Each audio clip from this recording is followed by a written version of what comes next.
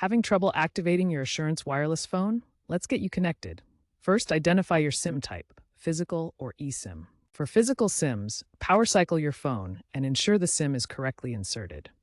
If problems persist, reseat the SIM or request a free replacement from Assurance Wireless. eSIM users should ensure their device, like iPhone 14 or Galaxy S23 series, is compatible.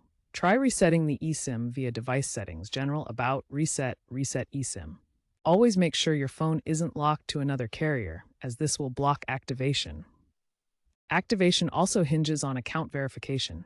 Download the Assurance Wireless app, it's key. Download the Assurance Wireless app, it's key. Use it to scan the QR code or enter the activation code. Verify your eligibility documents, SNAP, Medicaid, or income proof, are up to date and resubmit if needed.